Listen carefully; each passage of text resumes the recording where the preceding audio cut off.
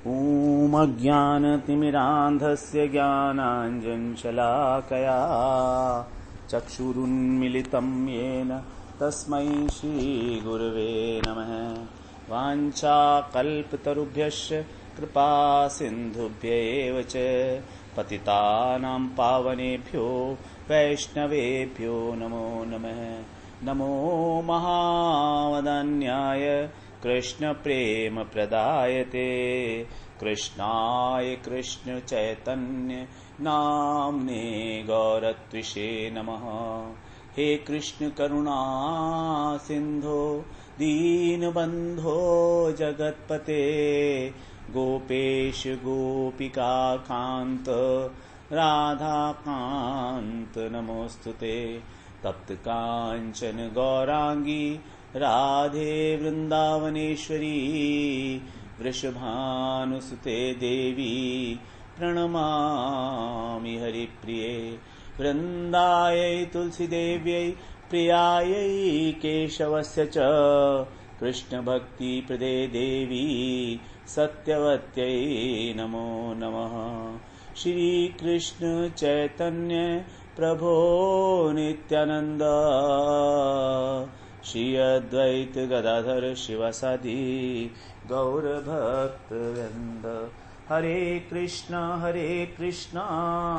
कृष्णा कृष्णा हरे हरे, हरे राम राम राम हरे हरे।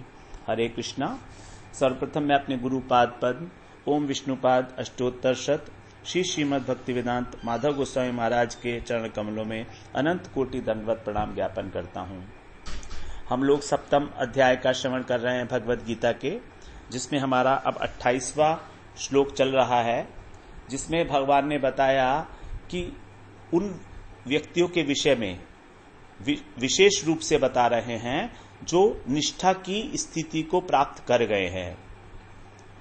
येषां त्वन्तगतं पापं जनानां पुण्यकर्मणां ते द्वन्द्वमोह निर्मुक्ता भजन्ते माम दृढ़व्रताः।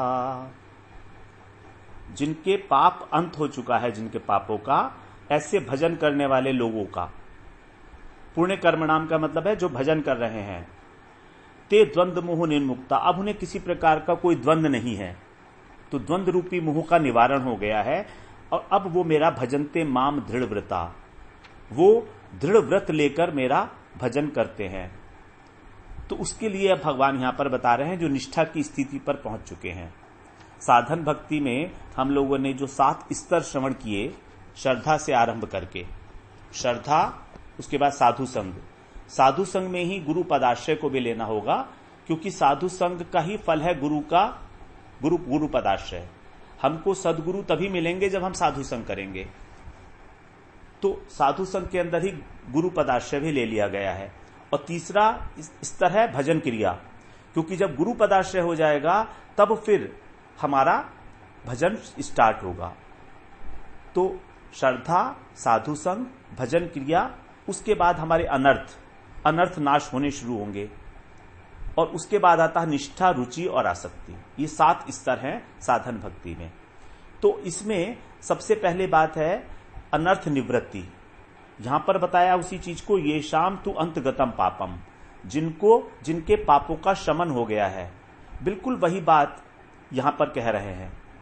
वही व्यक्ति जिसके अनर्थ नाश हो गए हैं निष्ठा की स्थिति को प्राप्त करेगा।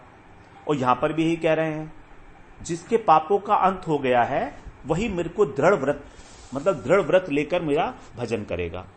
तो हमारे जो पाप हैं वो सारे के सारे नष्ट नहीं हो जाते हैं। जो हमारे अनर्थ हैं, अनेक प्रकार के अनर्थ हम लोगों ने चर्चा की थी सप्तम अध्याय की भूमिका में ही। तो उसके अंदर जो हमारे अनर्थ नाश होते हैं वो क्रमशः होते हैं, क्रमशः। और उसके भी 5 स्टेजेस बताई गई थी। उसको हम लोग एक बार पहले श्रवण कराए हैं, लेकिन एक बार यहां पर जब बात उठी है ये शाम तु अंतगतम पापम, तो ये श्लोक बिल्कुल हमारा एकदम निष्ठा की स्थिति का श्लोक है। क्योंकि निष्ठा की स्थिति आती है ये शाम तु अंतगतम पापम, पापों का नाश होने पर, लेकिन संपूर्ण पापों का नहीं। तो 5 स्तर जो हैं अनर्थ निवृत्ति के सबसे पहला स्तर है एक देश वर्तनी। एक देश वर्तनी में अल्प परिमाण में हमारे पाप का नाश होता है। जैसे कहा जाता है 10 से 25% तक जब भजन क्रिया की जाती है तो उसके बाद हमारी अनर्थ निवृत्ति होती है 25% तक भजन क्रिया के बाद। इसके बाद फिर इसी के बाद यहां पर जो त्वंत गतम पापम है ये यही स्टेज है। अब इसके बाद जो है बहुदेश वर्तनी आती है। बहुदेश वर्तनी में हमारी अधिक परिमाण में अनर्थों का नाश होता है 75% तक। तो ये होता है हमारी निष्ठा की स्थिति पर, और निष्ठा का मतलब दृढ़व्रता। तो निष्ठा की स्थिति पर हमारे अनर्थ जो है वो काफी मात्रा में नाश हो जाते हैं। उसके बाद फिर अगली स्टेज है प्रायिकी। प्रायिकी में तो प्राय सब अनर्थ नाश हो जाते हैं, थोड़े से रह जाते हैं। वो भाव स्थिति पर होता है, वो तो बिल्कुल अलग लेवल पर चले गए हम। अभी तो हम साधन भक्ति की बात कर रहे थे ना, अभी हम पहुंच गए भाव भक्ति और फिर प्रेम भक्ति। तो भाव भक्ति के स्तर पर 98% खत्म हो जाते हैं प्रायिकी। अभी हमारी वहां नहीं पहुंचे हम लोग, हम तो केवल निष्ठा की बात कर रहे हैं। और पूर्णा में पाप नहीं रहते कुछ भी, लेकिन फिर भी संभावना रहती है पाप होने की। तो यहां पर 100% नाश हो जाते हैं। ये प्रेम की अवस्था में ही होता है। और आत्यांतिकी मतलब यहां पर संभावना भी नहीं रहती कोई, आत्यांतिकी नाश होता है अनर्थ का। तो हम लोग केवल बात कर रहे हैं अभी निष्ठा की स्थिति की। तो निष्ठा, रुचि और आसक्ति। तो निष्ठा की स्थिति में निरंतरता आ जाती है, सततम कीर्तयन्तो माम। लेकिन क्या होता है वहां पर, यतन्तश्च दृढ़व्रता। निरंतरता रहती है और यत्न भी रहता है। यत्न का मतलब है परिश्रम। तो यत्न भी रहता है और दृढ़व्रता मतलब बुद्धिपूर्वक हो रहा है। व्रत लेकर, व्रत हम कैसे लेते हैं, बुद्धि से लेते हैं। तो निष्ठा की 3 क्लॉजेस हैं, 3 कंडीशंस हैं निष्ठा की स्थिति पे। भजन जो होता है नंबर 1 निरंतर होता है, नंबर 2 बुद्धिपूर्वक होता है, और नंबर 3 परिश्रम के साथ होता है। वही बात बताई है 9वें अध्याय में 4वें श्लोक में, सततम कीर्तयन्तो माम यतन्तश्च दृढ़व्रताः। सततम का मतलब हो गया निरंतर, यतन्तश्च का मतलब हो गया परिश्रम है इसमें, और दृढ़व्रता का मतलब हो गया कि अभी बुद्धिपूर्वक हो रहा है। जो मैंने व्रत लिया है कि मुझे इतना राउंड करना है माला का, संख्या पूर्वक, तो ये तीनों चीजें हो गई। लेकिन जब हम निष्ठा की स्थिति से ऊपर उठते हैं तो फिर परिश्रम खत्म हो जाता है। होता वो भी दृढ़व्रता है, बुद्धिपूर्वक होता है, निरंतर होता है, बुद्धिपूर्वक होता है, लेकिन उसमें परिश्रम नहीं होता रुचि के स्तर पर, क्योंकि अब रुचि आ गई ना, अब रस आने लगा। अभी तक रस नहीं आ रहा था, रुचि का मतलब है रस आ गया है अब। तो लेश मात्र भी परिश्रम नहीं होता, रोचकता आ गई। रोचकता, रुचि का मतलब रोचकता आ गई। तो यहां पर जो साधक है वो तपे हुए सोने की भांति तेजस्वी हो जाता है, जिससे उसकी बात को सुनने में, श्रवण करने में और अन्य लोगों की भी प्रियता उत्पन्न हो जाती है, उन्हें अच्छा लगने लगता है यदि उसकी रुचि उत्पन्न हो गई है भगवान के प्रति। क्योंकि अब उसमें भगवान का, भगवान के नाम का, रूप का, गुण का आस्वादन होने लगा है उसके अंदर, थोड़ा थोड़ा आस्वादन होने लगा है उसको। वही है रुचि। रुचि का मतलब आस्वादन हो रहा है, कुछ विशेष आस्वादन होने लगा है।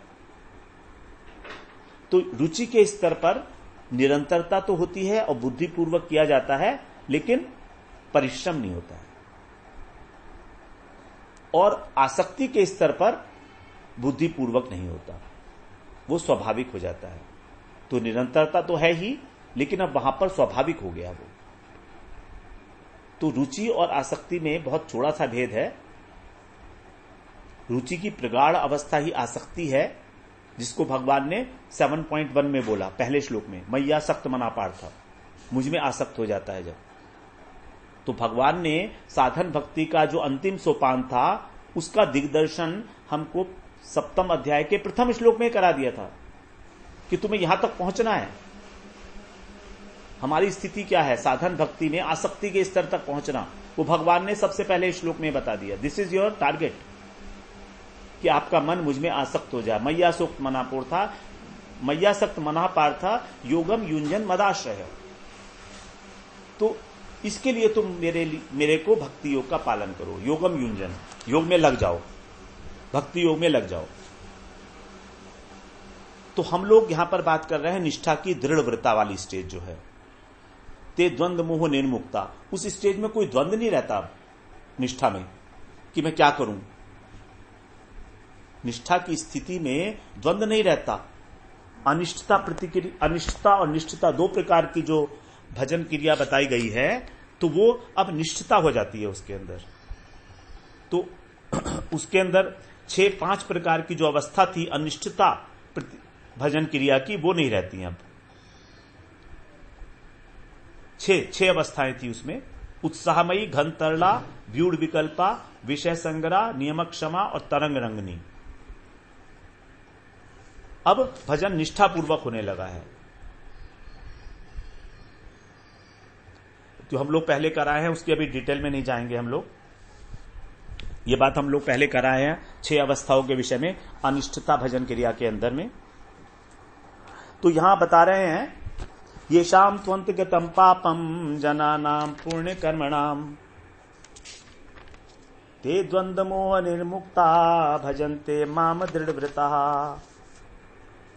तो इस प्रकार जो हमारा द्वंद है, अनेक प्रकार के द्वंद, ये सब शांत हो जाते हैं निष्ठा की स्थिति में, जब हमने सम्यक विवसितो ही सह दृढ़ व्रत ले लिया।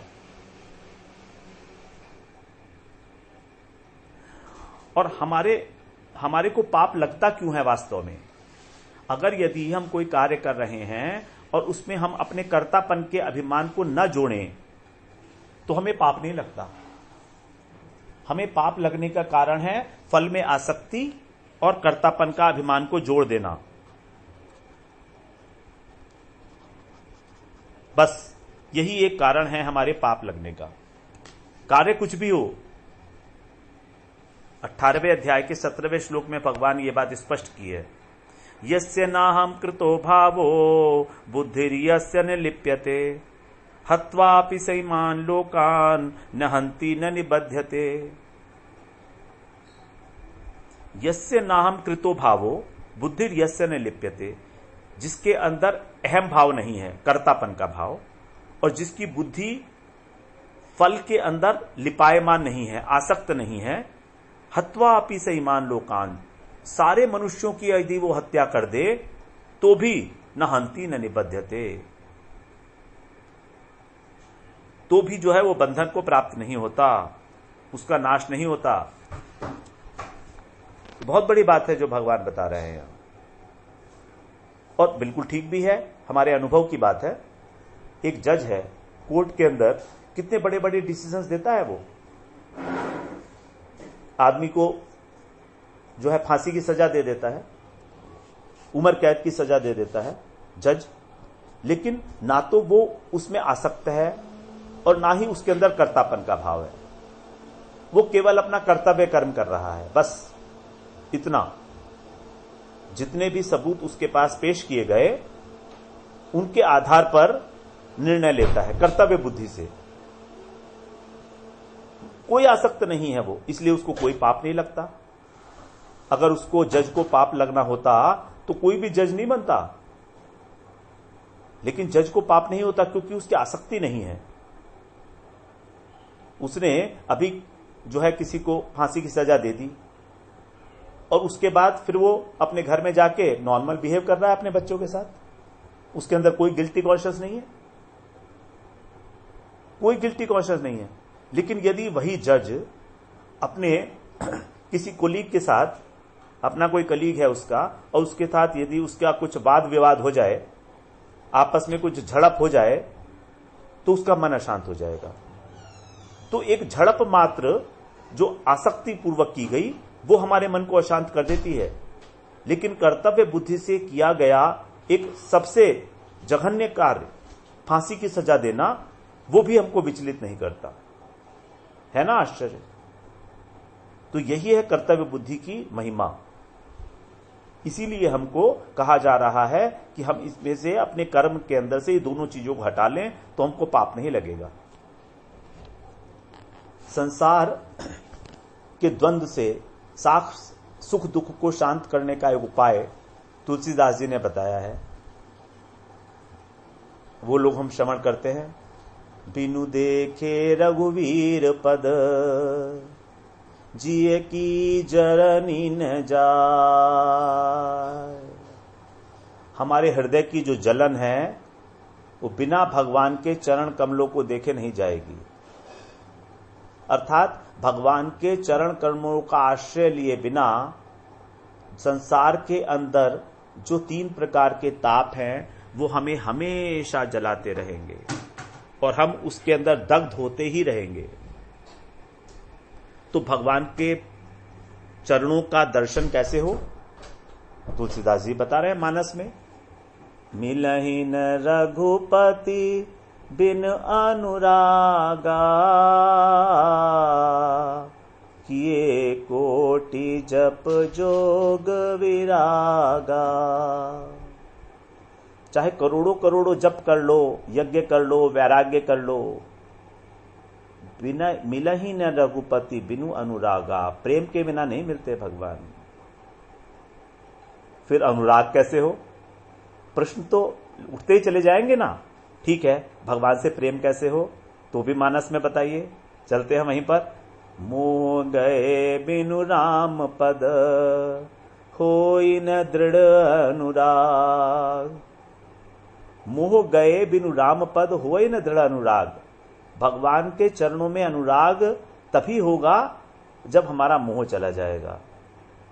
वही बात भगवान यहां कह रहे हैं, ते द्वंद मोह निर्मुक्ता भजन्ते माम दृढ़व्रता। अब मोह कैसे छूटेगा? बिनु सत्संग न हरि कथा, तेहि बिनु मोहन भाग। बिनु सत्संग न हरि कथा, तेहि बिनु मोहन भाग। तो महिमा किसकी है? महिमा है साधु संग में हरि कथा श्रवण की। हरि कथा श्रवण करनी ही होगी। हरि कथा श्रवण के बिना कोई उपाय नहीं है, नहीं है, नहीं है। शाश्वत सत्य ये कान जो है हमारे, यही हमारे हृदय को पवित्र करने का एक उपाय है। मुझे तो लगता है भगवान ने कान दिए ही हरि कथा सुनने के लिए है। बड़ा सरल सा उपाय है ये, बहुत सरल। इससे सरल कुछ नहीं हो सकता। केवल श्रवण, थोड़ा सरलता पूर्वक, थोड़ा श्रद्धा पूर्वक, थोड़ा रुचि पूर्वक। अब मैं थोड़ा थोड़ा इसलिए लगा रहा हूं कि थोड़ा ही बहुत है, ज्यादा तो कहां कर पाएंगे ना हम। और हरि कथा भी केवल साधु मुख से, बिनु सत्संग, सत का संग, साधु के मुख से जो हरि कथा है वही है हरि कथा। ये बहुत इंपॉर्टेंट बात है। हम लोग तो पता नहीं कितनी भागवत सुन चुके हैं आजकल। कुछ लोग तो रिकॉर्ड बनाते हैं कि मैंने 50 भागवत सुन ली है। कुछ लोग कहते हैं कि मैंने 100 भाग मैंने 108 भागवत श्रवण करने का व्रत लिया हुआ है। 108 भागवत सप्ताह श्रवण करने का व्रत लिया हुआ है। भाग भाग कर अलग अलग शहरों में भागते हैं, जहां जहां होती है। अब व्रत लिया हुआ है तो करना ही पड़ेगा, पूरा तो करना ही है, चाहे किसी की भी भागवत हो रही हो, चाहे किसी की भी हो रही हो। तो उससे क्या हमारे ऊपर कोई फर्क पड़ने वाला है? हरि कथा तो है, कहेंगे भाई कुछ तो फर्क पड़ेगा, ये भगवान का नाम है। लेकिन शास्त्रों में क्या कहा जा रहा है? पद्म पुराण में बोल रहे हैं, अवैष्णव मुखोद्गीर्णम पूतम हरि कथामृतम, श्रवणम नैव कर्तव्यम सर्पोच्चिष्टम यथापया। अवैष्णव के मुख से जो भगवान की कथा उद्गीर्ण होती है, निकलती है, वो यद्यपि पवित्र करने वाली है, पूतम अमृत का स्वरूप है। हरि कथा कैसी है? अमृत स्वरूप है, पवित्र करती है। तो भी क्या कह रहे हैं? श्रवणम नैव कर्तव्यम, ये तुम्हारा कर्तव्य नहीं है कि तुम उसको सुनो। नहीं ही है, पक्का। कारण क्या है? सर्पोचिष्ठम यथा पय। जिस प्रकार सांप यदि दूध में मुंह मार दे तो जो दूध है वो तुष्टिकारक है, पुष्टिकारक है, वही दूध हमारे लिए विष के समान हो जाता है यदि वो सांप उसके अंदर मुंह मार दे।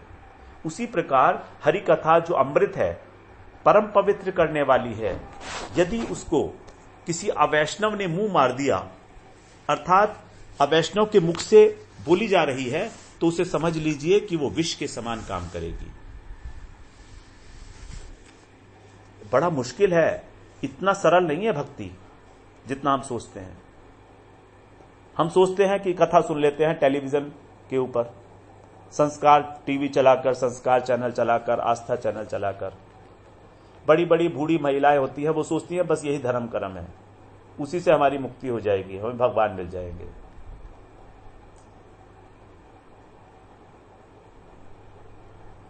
इससे कुछ नहीं होने वाला है, नुकसान के अलावा। वो कह रहे हैं विष के समान काम करेगी। तो जानना पड़ेगा ना वैष्णव कौन है। गृहीत विष्णु दीक्षा को विष्णु पूजा परो न रह, वैष्णवो अभी तो अभिज्ञ इतरो अस्मात् अवैष्णव। जिन्होंने विष्णु मंत्र में दीक्षा प्राप्त की है और जो केवल विष्णु के परायण हैं,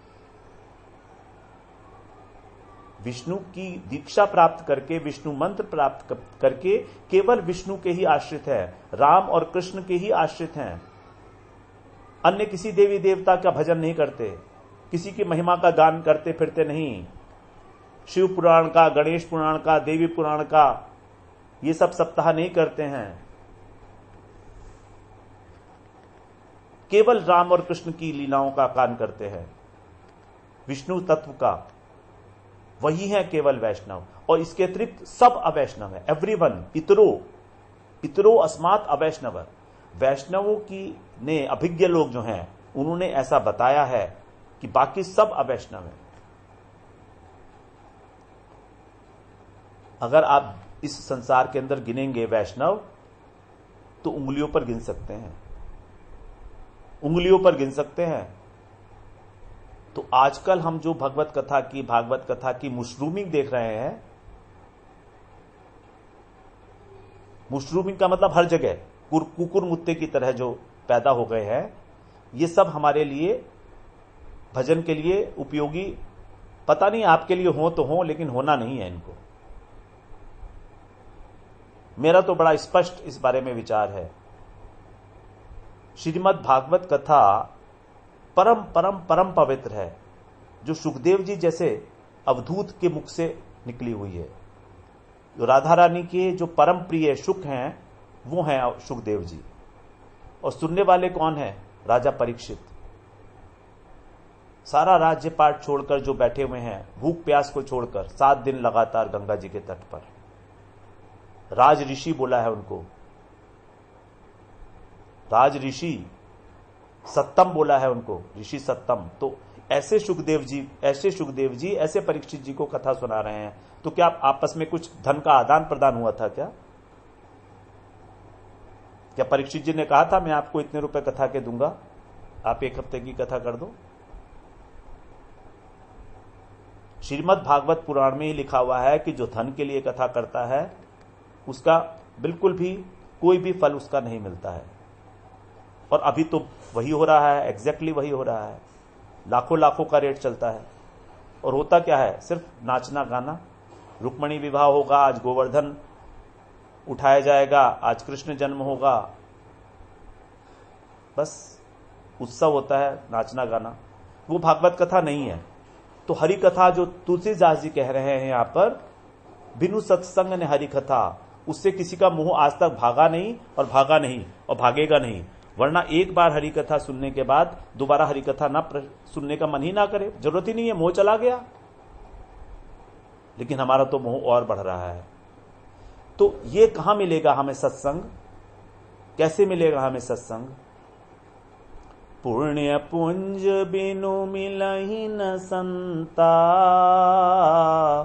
सत्संगति संस्कृति करवंता।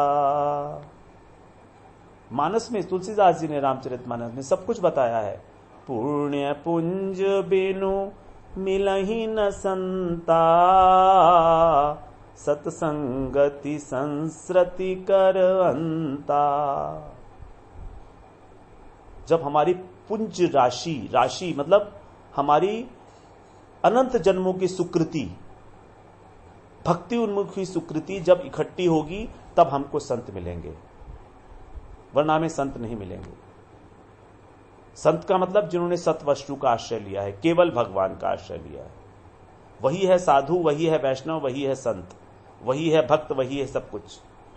तो परम भागवत वही है, उत्तम भागवत वही है। तो वो हमें कैसे मिलेंगे?